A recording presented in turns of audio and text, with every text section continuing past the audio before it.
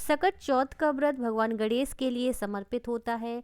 यह व्रत प्रतिवर्ष माघ माह के कृष्ण पक्ष की चतुर्थी को किया जाता है। इस व्रत को करने से सभी मनोकामनाएं पूरी होती हैं एवं घर में सुख एवं समृद्धि आती है।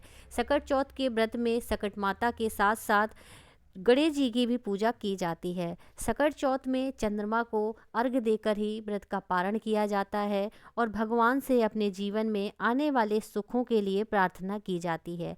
आज आप सुनेंगे गणेश जी की सकट चौथ पर सुनी जाने वाली एक कहानी, जिसमें गणेश जी और बुढ़िया माई की कथा है। तो चलिए सभी भक्त कथा का श्रवण करते हैं। एक बुढ़िया थी, वह बहुत ही गरीब और अंधी थी। उसके एक बेटा और बहू थे। वह बुढ़िया सदैव गणेश जी की पूजा किया करती थी। एक दिन गणेश जी उससे प्रसन्न हो गए और उसके सामने प्रकट हो गए। वे उस बुढ़िया से बोले, बुढ़िया माँ, मैं तुम्हारी भक्ति से बहुत प्रसन्न हूँ, तू जो चाहे सो मांग ले। बुढ़िया बोली, मुझसे तो मांगना नहीं आता, कैसे और क्या मांगूं? तब गणेश जी बोले, अपने बहू बेटे से पूछकर मांग ले। तब बुढ़िया ने अपने बेटे से कहा, गणेश जी कहते हैं तू कुछ मांग ले, बता मैं क्या मांगूं? पुत्र ने कहा कि तू धन मांग ले। बहू से पूछा तो बहू ने कहा कि नाती मांग ले। तब बुढ़िया ने सोचा कि ये तो अपने अपने मतलब की बात कर रहे हैं। अतः उस बुढ़िया ने पड़ोसनों से पूछा तो उन्होंने कहा कि बुढ़िया, तू तो थोड़े दिन जिएगी, क्यों तू धन मांगे और क्यों नाती मांगे? तू तो अपनी आंखों की रोशनी मांग ले, जिससे तेरी जिंदगी आराम से कट जाए। इस पर बुढ़िया बोली, अगर आप प्रसन्न हैं तो मुझे 9 करोड़ की माया दे, निरोगी काया दे, अमर सुहाग दे, आँखों की रोशनी दे, नाती पोते दे और सब परिवार को सुख दे और अंत में मोक्ष दे। यह सुनकर गणेश जी बोले, बुढ़िया माँ, तुमने तो हमें ठग लिया। फिर भी जो तूने मांगा है वचन के अनुसार सब तुझे मिलेगा। और यह कहकर गणेश जी अंतर्ध्यान हो गए। उधर बुढ़िया माँ ने जो कुछ मांगा वह सब कुछ मिल गया। हे गणेश जी महाराज, जैसे तुमने उस बुढ़िया माँ को सब कुछ दिया वैसे ही सबको देना। बोलिए गणेश भगवान की जय। अब आप सुनेंगे सकट चौथ पर सुनी जाने वाली देवरानी जेठानी की कहानी। एक शहर में देवरानी जेठानी रहती थी। देवरानी बहुत ही गरीब थी। बड़ी मुश्किल से उसका गुजारा चलता था। वहीं जेठानी अमीर थी। देवरानी हमेशा गणेश जी का पूजन और व्रत करती थी।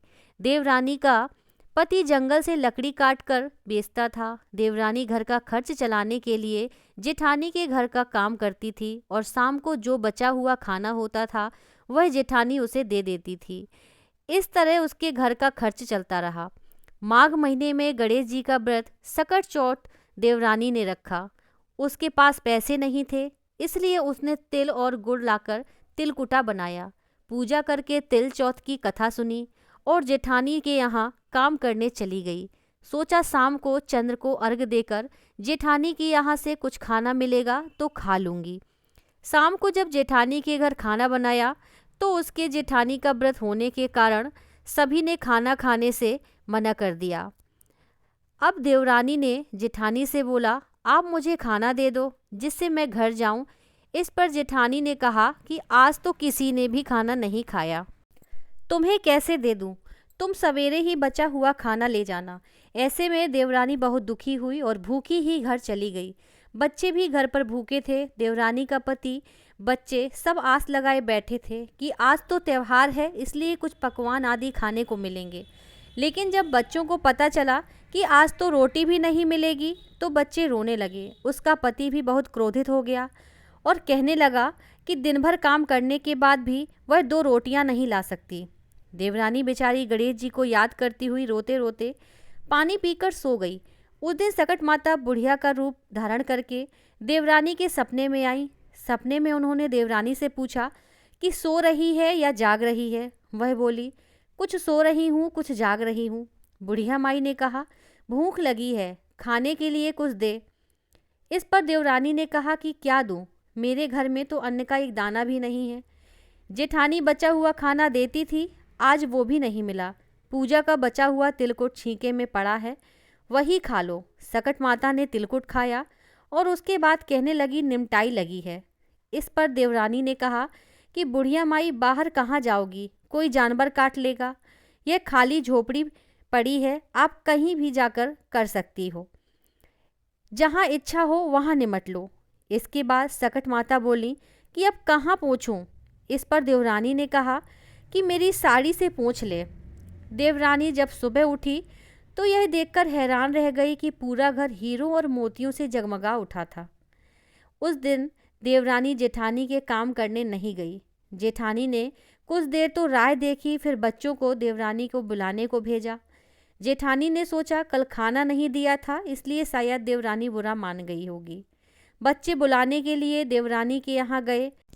देवरानी ने कहा कि बेटा, बहुत दिन तेरी माँ के यहाँ काम कर लिया। बच्चों ने घर जाकर माँ से कहा कि चाची का पूरा घर हीरों और मोतियों से जगमगा उठा है। जेठानी दौड़कर देवरानी के पास आई और पूछा कि यह सब कैसे हो गया। देवरानी ने उसके साथ जो हुआ सब कह डाला। उसने भी वैसा ही करने की सोची। उसने भी सकट चौथ के दिन तिलकुटा बनाया। रात को सकट माता उसके भी सपने में आई और बोली, भूख लगी है, मैं क्या खाऊं? जेठानी ने कहा, आपके लिए छीके में रखा है, फल और मेवे भी रखे हैं, जो चाहे खा लो। उसके बाद कहने लगी, निमटाई लगी है। जेठानी बोली, मेरे इस महल में कहीं भी निपट लो। फिर उन्होंने बोला कि अब पोंछूं कहाँ? जेठानी बोली, कहीं भी पोंछ लो। सुबह जब जेठानी उठी तो घर में बदबू, गंदगी के अलावा कुछ भी नहीं था।